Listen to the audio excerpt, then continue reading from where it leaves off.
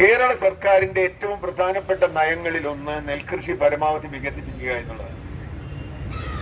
ഓരോ ദിവസവും കൃഷിമന്ത്രി എന്റെ തൊട്ടടുത്ത മണ്ഡലത്തിലെ എന്റെ സുഹൃത്തു കൂടിയായ പ്രസാദ് എല്ലാ ദിവസവും പറയും നെൽകൃഷി കൂടിക്കൊണ്ടിരിക്കുന്നു, നെൽകൃഷി കൂട്ടിക്കൊണ്ടിരിക്കുന്നു, നെൽകൃഷി വർദ്ധിപ്പിച്ചുകൊണ്ടിരിക്കുന്നതിനെ സംബന്ധിച്ചിടത്തോളം നെൽകൃഷിയുടെ വികസനം എന്ന് പറയുന്നത് കേരളത്തിന്റെ ഭക്ഷണം മാത്രമല്ല, തൊഴിൽ മാത്രമല്ല, ആരോഗ്യം, കുടിവെള്ളം, അങ്ങനെ നിരവധി വിഷയങ്ങളിൽ കേരളത്തിലെ നെൽകൃഷിയുടെ വികസനം വളരെ പ്രധാനമാണ്.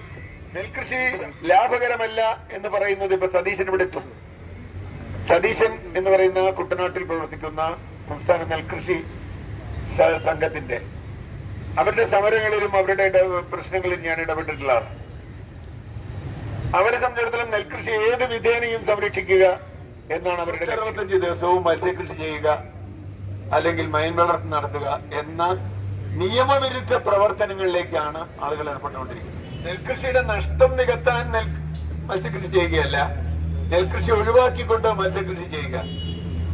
അതിനെടുത്ത കരാറുകാരുണ്ട്, അതിന് ഇവർക്ക് പൈസയുണ്ട്. അത് തന്നെ നിയമവിരുദ്ധയിലും കടവന്ത്രയിലും പോലും ഭൂമി വെള്ളം കയറിക്കൊണ്ടിരിക്കുന്നു. വേനൽക്കാല വേലിയേറ്റം, അതിന് കാരണങ്ങളുണ്ട്. അത് വളരെ സങ്കീർണമായ വിഷയമാണ്.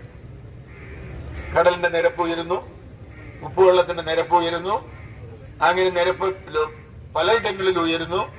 അങ്ങനെ ഉയർന്നു കഴിയുമ്പോൾ വേലിയേറ്റം, വേനൽക്കാലത്ത് വേലിയേറ്റം ഉണ്ടാകും. മഴക്കാലത്ത് വെള്ളം കയറി വരുന്നു വേറെ. വേനൽക്കാലത്ത് വേലിയേറ്റം ഉണ്ടായി ചില പ്രദേശങ്ങളിൽ, പറവൂരെടുത്ത് പല പ്രദേശങ്ങളിൽ ഇതിന് മുമ്പ് തന്നെ ഇത് നോട്ട് ചെയ്യപ്പെട്ടിട്ടുണ്ട്. അങ്ങനെ ഒരു സാഹചര്യത്തിലാണ് മനുഷ്യൻ തന്നെ ആ പണി ചെയ്തുകൊണ്ടിരിക്കുക.